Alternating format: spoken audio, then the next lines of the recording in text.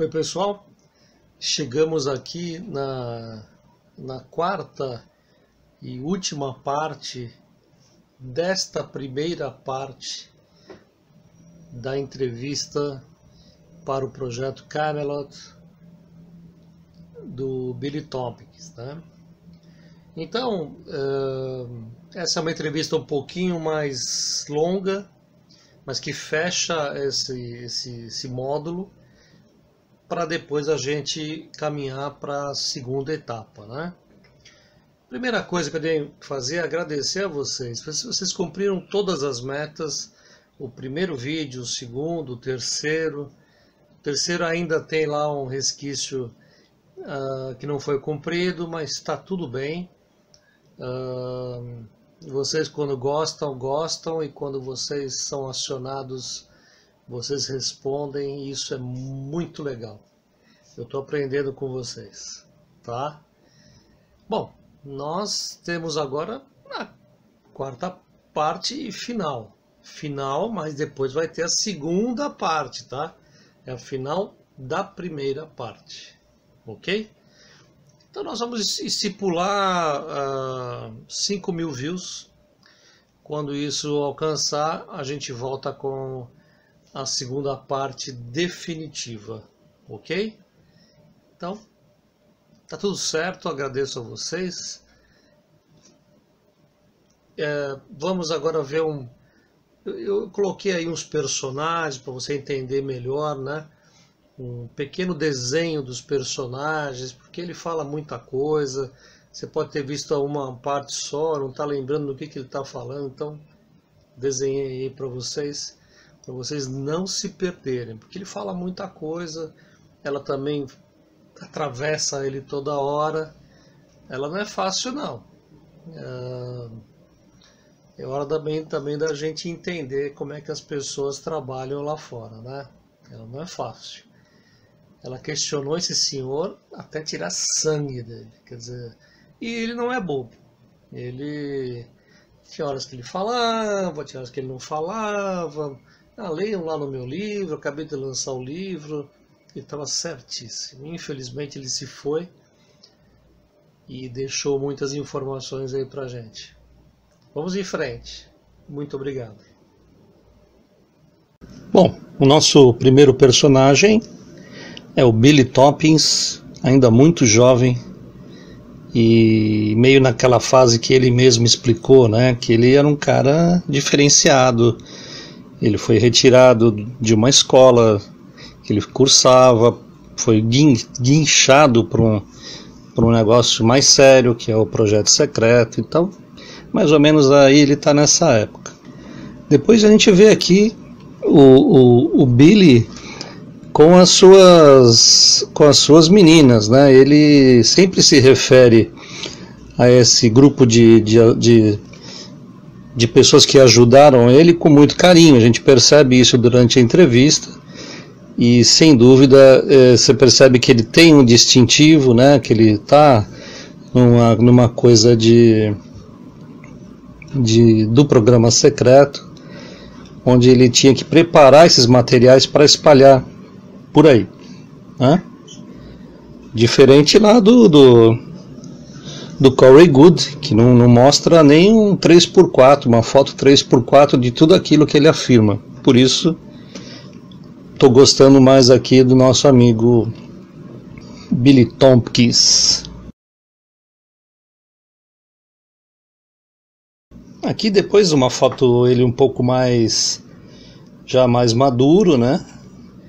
Você vê que ninguém nasce com a cara que ele estava há 2 anos atrás. Algumas pessoas aí, nos comentários, tiram sarro. Vocês também vão ficar velhos, viu, gente? Vocês não perdem por esperar, se já não estiverem. Depois vem o nosso fantástico almirante Rico Botta, chamado de Rick Botta, que eu chamei de Ricky Obata. Esse cara aqui nessa história é fundamental. Aqui na sequência temos um cara com cara de poucos amigos, que é o Forrestal, também que estava ligado a tudo isso que o Billy comenta. Nessa outra foto é o tal do Douglas Senior, que às vezes ele fala, estava em Douglas, eu estava no Douglas, estava com, aí gera uma confusão, ele estava no avião ou ele estava com o Sr. Douglas, né? Então são duas coisas que são a mesma coisa. Esse Douglas Senior é o dono da Douglas, que é essa empresa que aos poucos também foi se transformando uma empresa aeroespacial. Depois temos aqui uma foto que eu não sei se é real, se é verdadeira, da tal da Orsic, que era um dos seres nórdicos a quem ele se refere. Existe essa foto, existem outras, mas achei que essa relacionado a ela tem mais a ver. Não posso garantir que isso é real, né? E aqui no fundo um desenho sobre o que aconteceu realmente quando o pessoal da Apollo 11 desceu na Lua e tinha ali somente 7 grandes naves flutuando, olhando assim para baixo, né? Vendo aqueles homenzinhos humanos dando pulinho, não sei o que, e lá em cima 7 grandes naves cheias de lagartos reptilianos, tá bom? Então é isso. Então você quer dizer que Bob Ray Inman estava vivo então? E ele responde, ele era só um menino, então. E ela interfere e fala, então ele estava lá. E ele fala, né, Bob Ray mais tarde chegou a ser o almirante número 1. E ela fala assim, e continua sendo, né? Está uma risada, tal. Sim, estou dizendo de que está 26 anos nesse controle, né? E ele fala, ele sabia do que estava falando. E ela fala, sim, absolutamente. Porém, a Batalha de Los Angeles está ocorrendo ao mesmo tempo? Algum ET esteve nessa nave? Alguém sabia que os ETs estavam fazendo essa nave? Foram os nórdicos? Algum deles se teletransportou para reunir-se com alguém? Ela pergunta, né? E ele interrompe e fala, regressamos a Douglas Senior, os 2 almirantes navais e os 2 generais do corpo de ar do exército, em uma reunião, ok? Eles estiveram em reuniões todo o dia. Entretanto, estávamos em reuniões, eram só 7:30 da manhã. Eles observam esse evento e imediatamente estruturam, rapidamente organizam esse grupo de gente, colocando todos os científicos top que podiam colocar nessa reunião, que se realizou dentro de uma área secreta, dentro de uma empresa de aviões.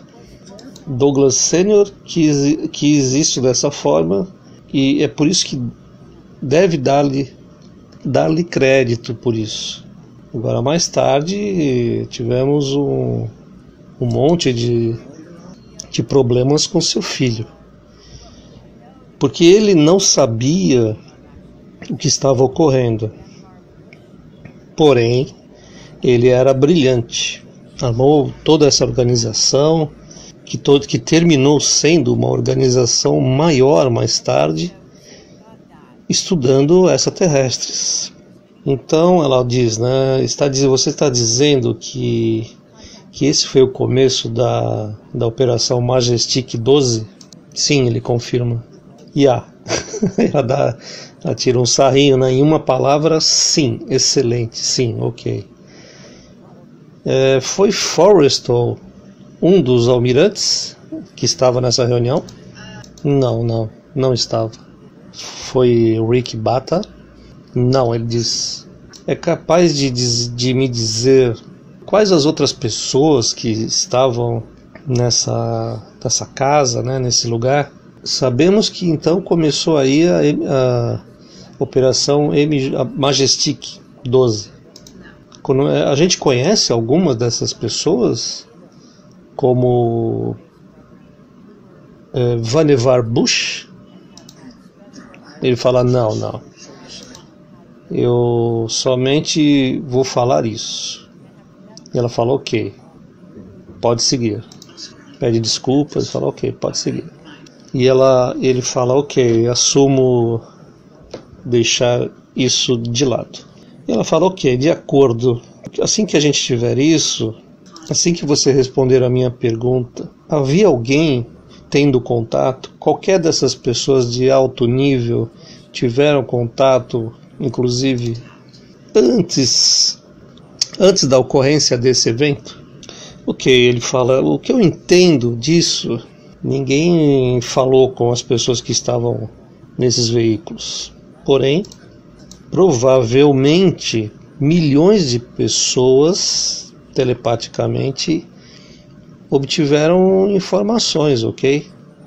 Então eu imagino que a campainha estava tocando em centenas e centenas e centenas de pessoas. E eu fui um dessas pessoas. Ocorreu que eu era um deles e eu não posso demonstrar isso de alguma forma. Aí ela interrompe e pergunta, bom, então esse é um bom momento para te perguntar, existiam outros tipos como você? Porque você parece único na sua narrativa, né, do seu tipo de narrativa. E ele fala, sim, muita gente, muitas outras pessoas iguais a mim.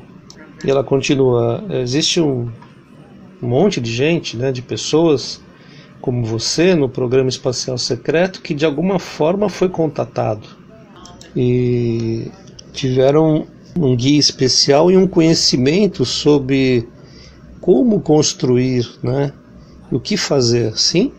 E ele fala sim. E ela pergunta, bom, esses outros, alguém conhecido? E ele fala, realmente eu só conhecia outros 3 indivíduos de provavelmente centenas, ok? E ela pergunta, é sério? Então estavam todos em silêncio até hoje em dia? E ele dá uma pensadinha e responde, sim. Agora, eu creio que um desses impulsos que provavelmente você tem e de muita gente agora estão esperando que a informação de desclassificação, ou seja, deixar de ser uma coisa encoberta, né, deixar de ser top secret, consiga que essa gente saia do armário, né, e fale do que aconteceu, né, e de seu envolvimento também. Seguro, correto, ela fala. Então, o que todos coletivamente estão fazendo é porque existem muitas áreas áreas que eu desconheço, que eu não sei, e que não estive envolvido, que são extremamente importantes. E essa gente, trabalhando nesses temas, sabem que não só engenheiros aeroespaciais participaram disso. Estas pessoas são físicos top em universidades, ok? Eles são os designers top. Eles são top designers em empresas aeroespaciais e eles têm toda a informação colocada em sua cabeça também. E pela razão que seja, quase todos têm sido, os que conhecem a informação, têm sido de alguma maneira deixados em uma posição em que sua família foi ameaçada, né? eles têm sido ameaçados e não querem falar. E ela interrompe e fala: ok, antes que continuemos, por que você foi capaz de sair e falar? Quem lhe deu essa luz verde?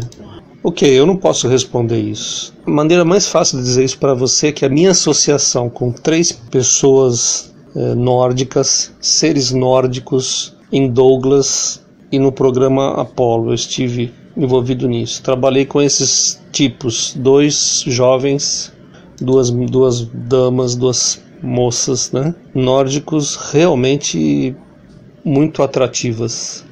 Então, eu estive trabalhando com eles 3, 2 moças e um rapaz, por 3 anos e meio no programa Apollo. Os 3 negaram que eram seres nórdicos. Porém, todo mundo que estava na engenharia sabia quem eles eram, ok? Eu nunca disse que eles foram. E eles também nunca disseram que eram. Se você puder tratar de tentar visualizar isso, eu tinha 170 engenheiros nível top trabalhando no programa Apollo, trabalhando para mim, ok? Eu era o engenheiro-chefe da seção em Douglas, supondo que estava trabalhando para ascender. Apareci com ideias, conceitos e obtive implementação, né, para todos os meus designers. E eu lhe digo, de onde saíram algumas das minhas ideias? Tenho esta muito atrativa jovem que nunca deixou me aproximar. Era divertido trabalhar com ela. Ela nunca deixou me aproximar. Sempre estava entre 2 e nunca sozinha. E ela sempre estava colocando coisas na minha cabeça. Quando eu apresentei o desenho completo do programa Apollo, o Dr. Van Braun, famoso alemão, né? O Dr. Davis em Redstone Arsenal, uma das instalações mais top secret sobre o planeta, eu tinha um módulo de 6 por 6 pés em uma grande caixa. Eu os coloquei em um DC-7, um avião, né? DC-7, e voei até Redstone Arsenal, ok? Aluguei um caminhão. Eu não sabia que lá dentro nenhum caminhão estava disponível. O único que tinham painéis nas costas. Então aqui está uma grande caixa cinza. Pode ser uma bomba nuclear. Bom, eu dirigi o caminhão, que eu nunca tinha dirigido na minha vida. Eu estava com o meu traje de negócios, né, de 3 peças, manejando esse caminhão com essa caixa bomba na parte de trás. Ela pergunta, e somente estava conduzindo até a base ou algo assim, não? Aí ele interrompe e diz: espera só um segundo. Agora a minha secretária me havia dito antes que foi transmitido uma autorização permitindo para que eu entrasse na base. Nunca vá usá-la, okay? Vai entrar na base e ninguém vai te molestar, ok? E assim eu conduzi esse caminhão por um longo caminho reto até chegar aos portões da base. E ela me disse: eu te disse antes, Billy. Ela me disse telepaticamente: estou dirigindo o caminhão, somente avance e as portas se abrirão, ok? Quer dizer, essa nórdica que ele simpatizou muito estava fazendo tudo telepaticamente com ele que não sabia dirigir caminhão, que não sabia nem o que tinha atrás na parte de trás, e ele estava dizendo que as coisas aconteceram dessa forma. E a entrevistadora fala: nossa, que legal, né? Ele fala: não, espera um minutinho. Aí ela fala: isso é um grande filme, hein? E ele continua, sem falar que do lado direito de onde eu estava tinha uma enorme área de estacionamento para todos os caminhões. Todas as pessoas que chegam na base passam por controles de segurança. Quer dizer, uma das bases mais top secret desse planeta, vão chegando e as portas se abrem e ninguém aparece. Dos 4 guardas policiais que estavam lá, eles não pegaram rifles não saíram para disparar. Ninguém que estava armado se preocupou em fazer algo. Então ela interrompe e fala: estava este nórdico fazendo controle mental? E ele fala sim. E ela interrompe de novo: está me dizendo que você está aqui devido ao controle mental nórdico hoje em dia? Sabe a que me refiro? É só isso que está acontecendo? São esses almirantes top, têm estado nesse jogo desde os anos 42, então eles estão permitindo a você vir aqui, porque foram persuadidos para fazer isso, porque foram controlados mentalmente. De novo ela interrompe e fala que existe um controle mental dos nórdicos que permitiram que você pudesse vir aqui. Ele dá uma pensadinha e diz assim: eu tenho que dizer realmente que não sei, e realmente não sei. E ela, claro, responde: me espanta isso. E ele fica falando ok, e ela fala: isso é assombroso, né? Isso é incrível que o senhor não saiba, né? Eu diria que, ela continua a falar, né? Eu diria que assim como o senhor chegou, de fato, eu não quero dizer aqui desclassificando, mas falando comigo, porque usualmente eu sou uma mulher mais perigosa. Lá fora, para dizer-lhe a verdade, essa é a minha reputação. Eles dão risada e tal. Então, alguém permitiu ao senhor que viesse a falar comigo. Eu não sei se é porque os nórdicos são bons comigo. Então, agora o senhor está aqui. E por que o senhor está aqui? Por quê? Aí ele respondeu, né? Eu te respondi isso recentemente, ok? Agora, creia que as portas se abriram e eu conduzi aquele caminhão através de uma enorme base coberta com árvores gigantes que você não consegue nem ver o céu, ok? Eu não pude ver onde estava o edifício, esse edifício alto, onde estava a torre de Van Braun. Eu conduzi o caminhão por 3 níveis de plataformas. Então, diga-me, por que 4 guardas da segurança baixaram as armas? Por que esses guardas da segurança baixaram as plataformas? Então, me explique por que esses guardas baixaram as plataformas para um grande caminhão como aquele que eu estava dirigindo.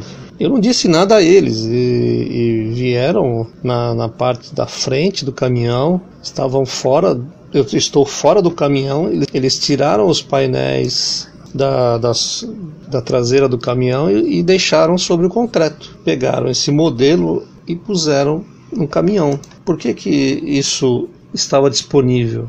Eu te pergunto, ok? Então você me diga, por que eles baixaram as plataformas para uma boneca retangular com 4 rodas, ok?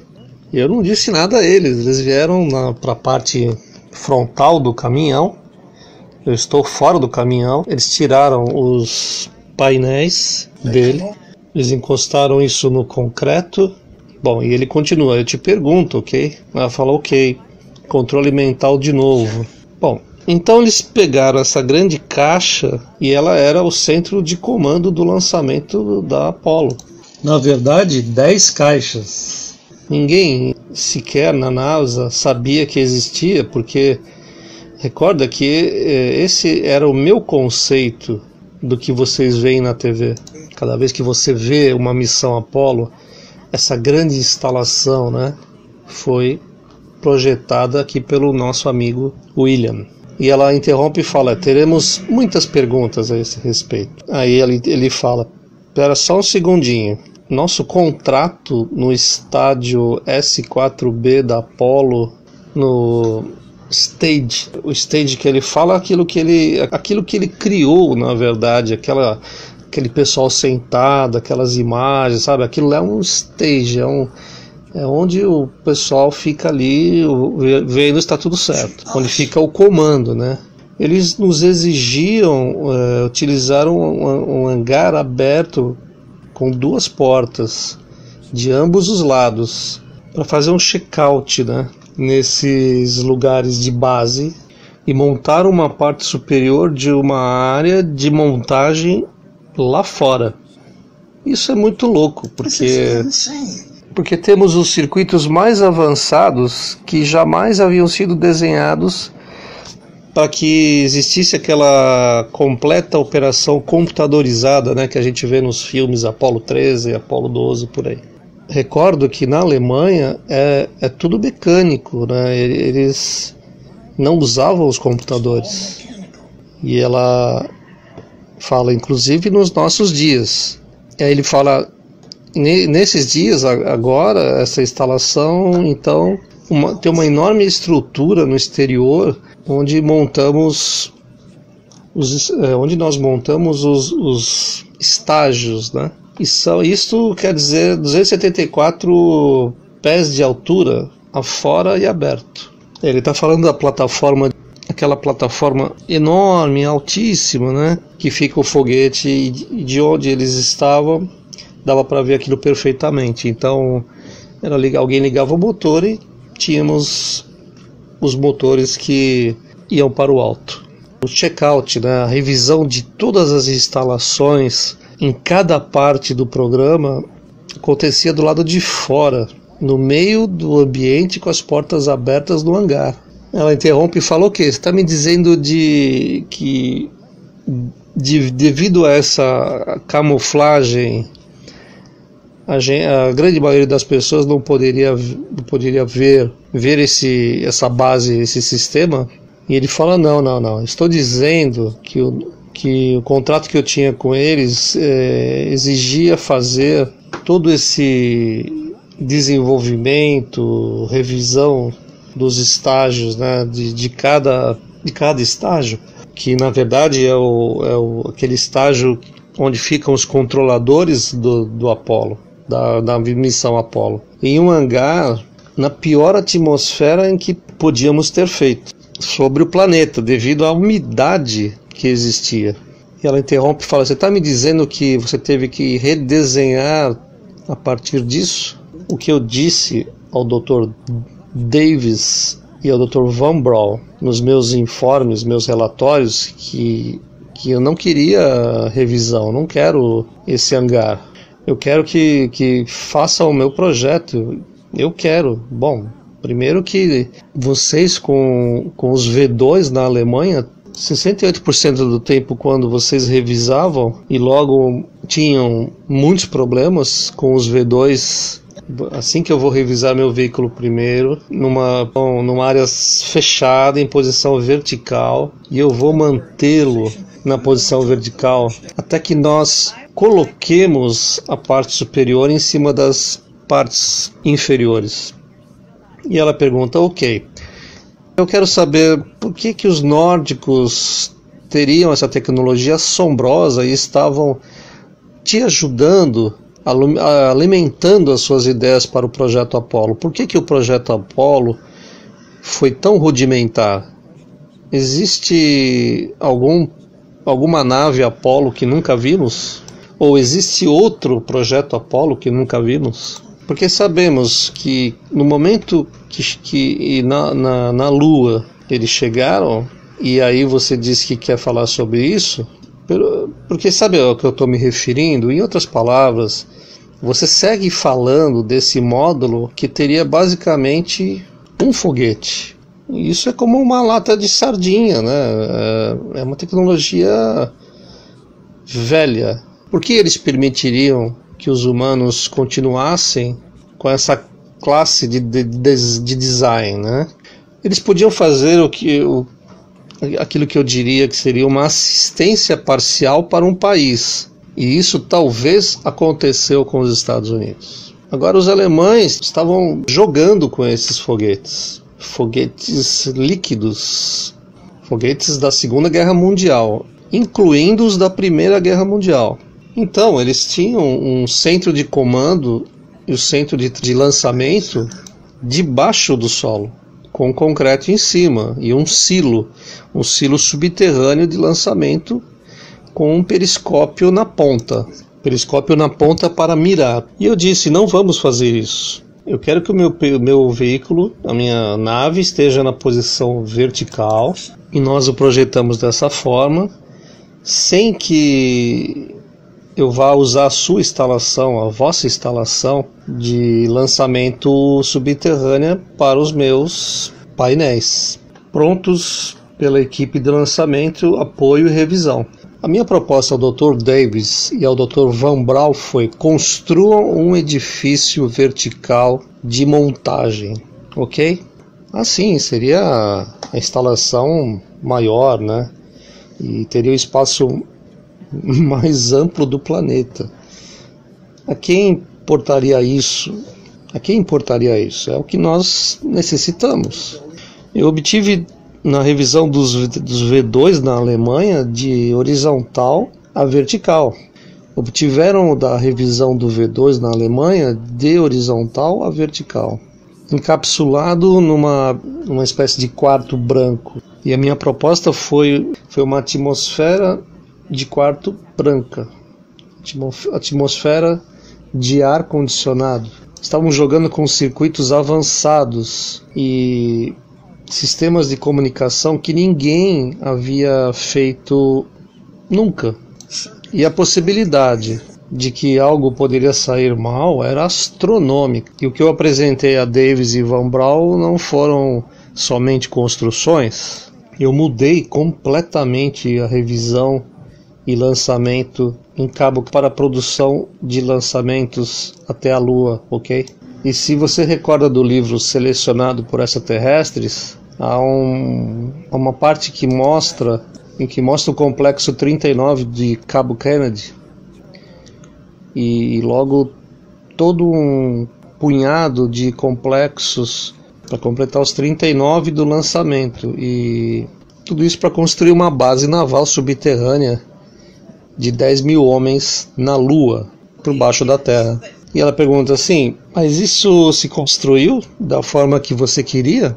E ele fala: sim, finalmente. Ela fala: é sério? Ele fala que a instalação se construiu exatamente na forma que as 4 maiores mudanças do programa Apollo salientaram, de 170 pessoas em uma área de engenharia chamada Complexo de Lançamento 39. Lá que nós desenhamos em Douglas, ok? E ela falou ok, porém existe algo que você não respondeu, minha pergunta sobre a tecnologia. Então você está dizendo que basicamente isso é algo interessante. Você está dizendo que os nórdicos possuem algumas limitações na forma que ajudam, na forma que interferem com o planeta Terra? É isso que você está falando? Ok, está ficando complicadas as suas perguntas, porém temos que voltar um pouco atrás. Ai meu Deus. De novo, não foi realmente compreendido pelo público, ok? Ele fala: sim, existem instalações na Federação, afora, na galáxia, onde outros extraterrestres se juntam, e existem muitas missões diferentes para muitos tipos de programas diferentes. Porém, falaremos de um deles, em que se cruza a galáxia e existem seres de 30 civilizações extraterrestres a bordo do que chamamos de Lua, ok? Porém, é um planeta. Quero dizer, não é um planeta, é um veículo, ok? Só um parêntese, pessoal. Witzel, quando fala da Lua, Witzel afirma que é um planeta e que não tem nada de artificial, fazendo um contraponto aqui ao nosso Bill Toppings. Então ele fala, então isso cruza a galáxia, aí ela fala: é uma esfera Dyson ou não? Aí ele fala: uma o quê? E ela responde: as pessoas chamam de esfera Dyson, né? Bom, ele fala: nós estamos nos colocando em complicações. Eu não vou responder a sua pergunta. E ele continua: quando chegamos na Lua, descobrimos um monte de surpresas. Os Draco-reptilianos já estavam lá. E supomos porque sondas não tripuladas por homens que se enviaram para averiguar a Lua, assim que soubemos que haviam instalações no lado posterior, sabíamos tudo o que as pessoas falam. Porém, estávamos numa posição onde que a Lua não é uma Lua, ok? Não é uma Lua em primeiro lugar. Mas então, isso não é o teu planeta, esse é o seu laboratório. E ele fala, ok, e ela interrompe, correto, ok. E os Dracos e os reptilianos? Ela pergunta, os Dracos ou os reptilianos? Aí ele fala, os Draco-reptilianos, reptilianos. Quero te perguntar como fazem tudo isso em algum ponto. Ok, vimos quando o Neil Armstrong aterrissou e disse que escutou dizer, e Michael pode mais ser específico sobre isso, sobre o que basicamente havia, que haviam 7 naves enormes paradas na Lua. Ele disse em um dos programas que os reptilianos de pronto se mostraram debaixo das naves e mostraram o dedo. Ele interrompe ela e fala, ok, eles estavam estacionados ao redor a um costado da cratera. Eles não estavam estacionados sobre a cratera, estavam flutuando sobre ela. E centenas desses tipos reptilianos de 9 pés parados com suas pernas. Pessoal, quero fazer um adendo aqui. 9 pés é igual a 2,74 metros. Pequenininho, né? E ela fala, quantas centenas? Sim, ele fala, sim, estavam todos juntos, abaixo das naves, no costado da cratera. E ela pergunta, né, como é que eles eram? E ele responde, tinha um aspecto feio, gente tipo lagarto, crocodilo. Eles têm a mesma pele que tem os lagartos, ok? Caras de aspecto terrível. Então eles tinham a habilidade de transformar-se e parecer como um humano. Todos eles o fazem. Todos eles fazem isso. E ela faz uma pergunta difícil, hein? Você crê que Van Braun era um reptiliano? E ele diz que não. E ela fala, realmente não crê? Não, ele fala. Ele fala, o presidente sim. Ela fala, qual? George Bush pai? Sim, e Bill Clinton. Vocês se livraram dele? Sim, todos eles eram, ok? Então eles têm essa habilidade de parecer como gente bonita. Você está dizendo que o Trump é um? E ele falou, não, ele não é. E ela fala, isso é um alívio. E ele fala, ele sabe mais sobre esse tema do que as pessoas acham. Ok, regressando a uma pergunta que você fez, esses grupos de extraterrestres que trabalham juntos, porém, estão em guerra com outros extraterrestres, ok? Eles têm esses veículos que parecem como um planeta, como a nossa Lua é um veículo, é um centro de comando para esse braço. É uma forma de mirar isso. Esticar o seu braço assim e você tem todo o centro da galáxia. Existem braços na nossa galáxia. Um dos braços tem um lugar aqui, que é chamado planeta Terra. Não está onde está a ação da galáxia, está por fora. Então é uma área onde as galáxias, à medida que vão rodando, expulsam, ok? E está sentada aqui na ponta da galáxia, Via Láctea, a tua Terra, ok? Eu acho que você precisa visualizar isso.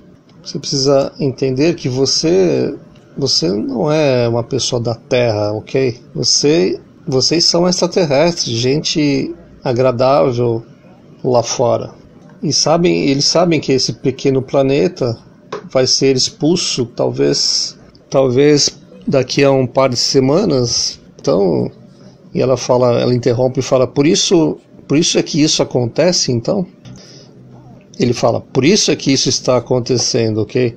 Em 2000 anos, desde agora, provavelmente seremos tomados por outra galáxia e sairemos voando lá para fora. Então se regressa ao problema que tínhamos antes, sobre o número de anos de que vocês podem viver.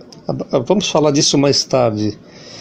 Porém, eu quero regressar a esses centros de comando que operam ao largo da galáxia para monitorar os tipos maus e fazê-los tentar retroceder. E ela interrompe e diz, então, Phobos não é uma dessas? E ele fala sim. Então, essencialmente temos tipos agradáveis e incluo alguma gente má no mesmo veículo. Que ele está falando da Lua, né? E eles discutem guerras, desacordos, esse tipo de coisas, e depois regressam à sua própria parte planetária da galáxia, e talvez estejam em guerra com os mesmos tipos que estavam com ele juntos. É como um centro de informação do tipo de um grupo de seres que está tratando de levar-se por um bom lado por alguns tipos de especificações de assuntos, né, e certos eventos. E esses seres controlam o nosso planeta. Quero dizer, a Lua, porque a Lua é um centro de comando para esta região da galáxia. Não só o sistema solar tem essas minúcias, ok? Ele mostra a mão, né? E esse dedo aqui, que é o que vocês chamam de sua Lua, ok? É um centro de controle massivo para toda esta parte da galáxia. A galáxia, que é a Via Láctea. Uau! E ela fala, uau, isso é correto. E o que existe sobre Saturno? Eu acreditava que Saturno era mais como isso. Saturno ele responde, né? Saturno tem grandes instalações, porém eles possuem outras agendas para outro tipo de seres, ok? Algumas que nós temos, porque temos empresas mineradoras, temos a aviação, aeroporto de Los Angeles. O aeroporto de Los Angeles é onde está a aviação norte-americana, ok? Eu vi em meus diagramas negros, que eu coloquei no meu livro, que realmente é um sistema de engenharia que controlam o que eles chamam de think tank secretos, né? Em vez de um livro ou documento que fale isso, né? Coloquei diagramas negros no livro, onde eu especifico, precisaríamos de disso e necessitaremos isto, porque o solo necessitaremos isso, porque é somente o início do programa, nós colocaremos isso, então vamos mudar em 4 fases diferentes, fase conceito, fase definição, fase aquisições, fase operacional, ou seja, uma agenda, né? Então, agora isso se tornou um pedaço de papel de 8 a 10 pés de largura com 4 pés de altura, com cada diagrama negro que se necessita para iniciar esse programa espacial, ok? Cada um deles está ali, e esses documentos são usados em diferentes maneiras para desenvolver ICBMs, assim que sair com esse conceito para realmente um conceito de espaço. Então o Exército usa isso para desenvolvimento de ICBMs e outros sistemas de armas, porém eles se iniciaram para compreender nossa posição e nossa associação com os ETs. E para isso eles precisavam de um diagrama negro, todos esses eventos que tiveram que tomar lugar para a interface com os extraterrestres. O que você quer dizer com isso?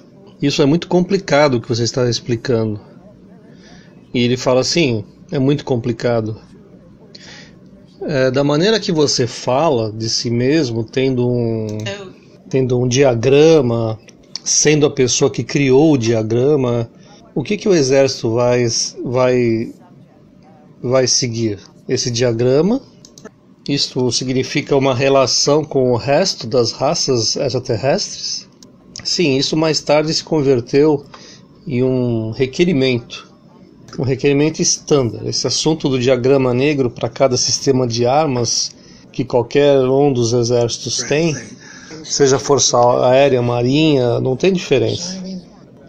Sua empresa está desenhando o que volta para o Pentágono e propõe um sistema de armas.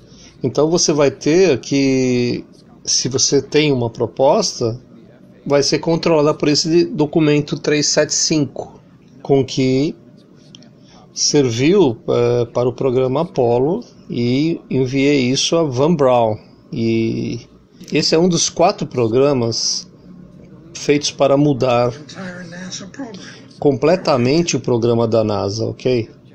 Então o primeiro uso foi para ICBMS, e eu tomei esse sistema e definitivamente eu defini todo o programa Apollo e as missões, porque eles tinham várias missões. O meu grupo, por ser um think tank secreto, com 40 missões separadas, e se estendiam até o ano de 1999. Assim, a Apollo não só foi à Lua agarrar pedras, tirar fotos e regressar.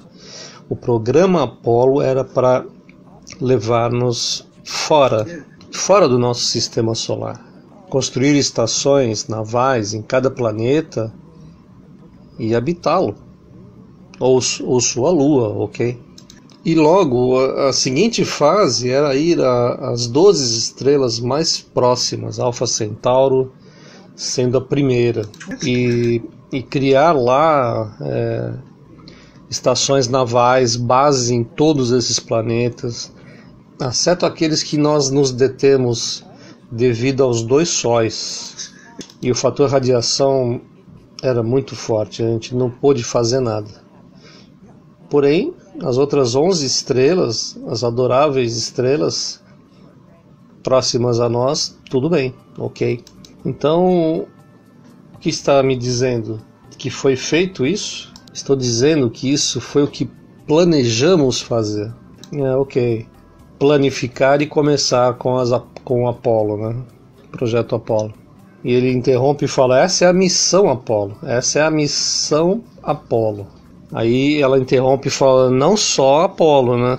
Não só Apollo ocorreu, né? E ele fala: não. Então ela fala: eu entendi corretamente.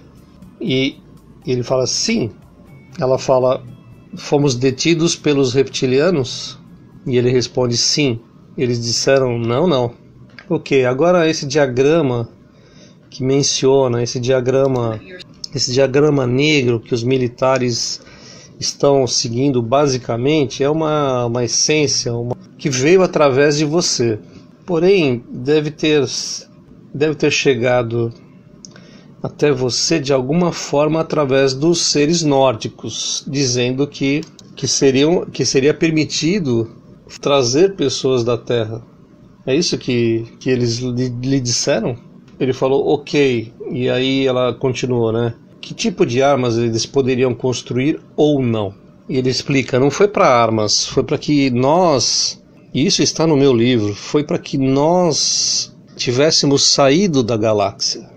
Tudo que é necessário para construir um transporte ou veículo, sair da galáxia, ter comunicação com outros seres lá fora e estabelecer negócios com eles.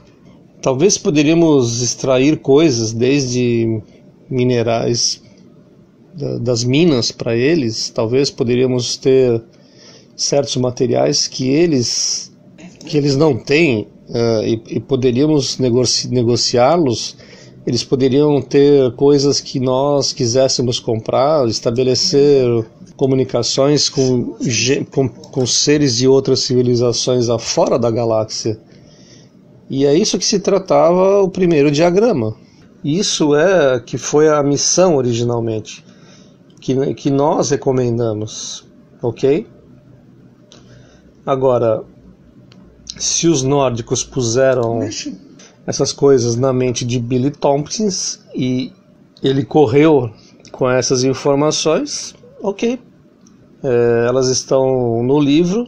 Quero dizer que foi o nosso impulso, não foi militar. Logo os militares reconheceram esse documento e correram com ele a cada programa militar. Aí ela interfere e fala, ok, mas quando disse que os militares o reconheceram, que está você assim incrustado no militarismo,